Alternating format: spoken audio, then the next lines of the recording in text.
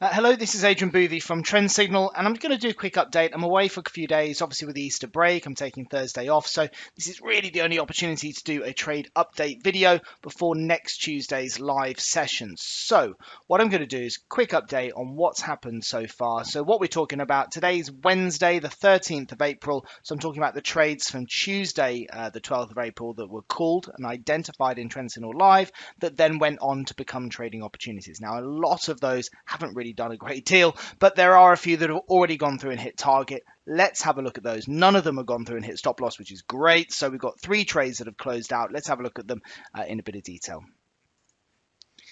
Okay, so if I quickly just run the scan from last night. So I'll do the 2-bar look back.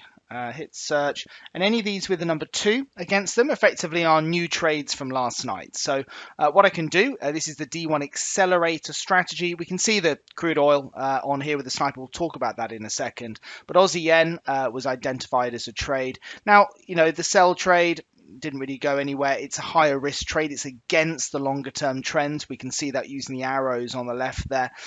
This one going back in line with the trend. And remember, we talked about this yesterday in the live session that we're heading up towards that resistance there, that sort of 9400 sort of level. So we're only looking for a small target on this one. And that's the thing with the D1 accelerator. Often we're looking for 30 to 50 pip targets, small bite-sized targets, really tight stops on the accelerators as well to just get that momentum, that burst of life that comes on those opportunities. So if I just zoom in there, let's just bring in the TradeMate tool, and we can see how our members would have been running that one there. So target, the D1 accelerator starter limits, you can go with a tighter stop there. Hit calculate trade details, and we've got an objective there of 93.72. So in this case, that is around about 30 pips on that opportunity. What's the market done? Well, it's already done it, and that's the thing. A lot of these opportunities are out by within a few hours, or within one day. So whilst this is a daily chart strategy, a lot of these opportunities are closed out really quick, which tends to suit most people's day-to-day lifestyles. Like, the idea of accumulating lots of trades can be quite stressful for home traders, whereas this strategy is about, look, we know that most traders can't look more than once or twice a day, so let's use a strategy that can trade like that, but also a lot of traders don't like to have lots of positions open, so let's have a strategy that is tuned to the way in which most home traders think. A nice profit, and I'm no different. I think in the same way, to be honest with you. So nice 30 pip winner there.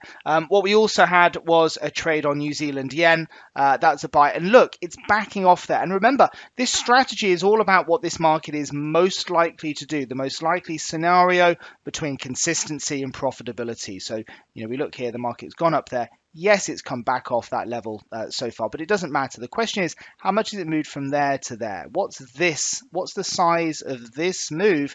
Is that more than our objective? Well, let's find out, shall we? So if I just, again, go on TradeMate, select the bar from last night, so the confirmation candlestick, calculate trade details, target price 86.34 was the objective. What did the market do? Well, there's 34 there. It's gone through that level by, what was the high? 86.65. So it's gone through it by about 30 pips. So a really nice profit. We're already out of that opportunity and moving on, looking for the next ones for tonight. So out of those 2 trades, that's up 70 pips. Let's have a quick look at these other ones. FTSE 100, we're currently short on that trade. I like this trade. My view on this hasn't changed. Again, you can go back to watch the recording of the Trendsignal Live from yesterday. We just remain open that trade at the moment. Dollar Swiss, we're short here. We're up maybe a pip or something silly on it at the moment. We'll carry on as per the Trendsignal Live video yesterday. And then US oil. Now, this came in later. So this, as oil progressed and pushed higher throughout the day, this wasn't in the scan at 12:30. But as we looked through, remember, this is an end of day trading strategy. You're looking to put the opportunities on in the evening. I personally put the kids to bed, then have a look at the trades, place the trades I want to take and whatnot.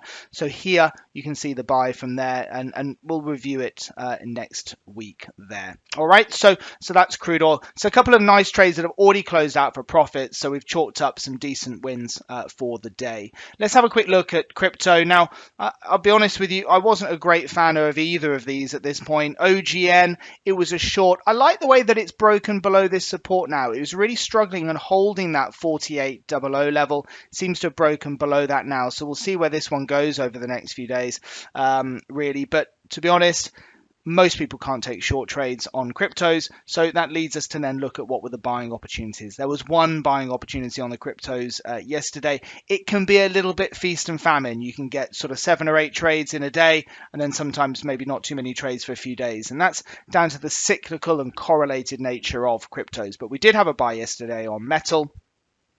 It was a pretty outrageous entry candlestick. I'm still not altogether sure why the market moved up as much as it did, but a big move there, buying going up from 150 up to 2.4, $2.40. That's what is that? It's over 50% rally in one day. Crazy. Just goes to show the magnitude of some of the moves on these cryptocurrencies. And look at the market. It's already gone up to 277 and it's now trading down. The thing is, it's about that burst of momentum, and that's what these strategies are there to do. It's like, get on that burst of movement for the next couple of days.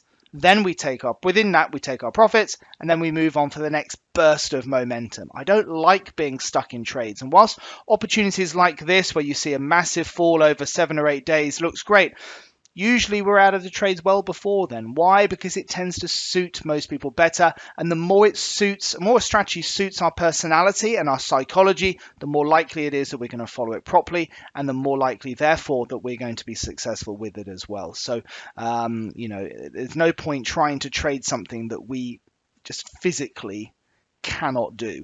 Okay, so let's have a look at TradeMate. It's a little bit bigger targets on these markets here. So we'll go for on metal. The target on it was 257.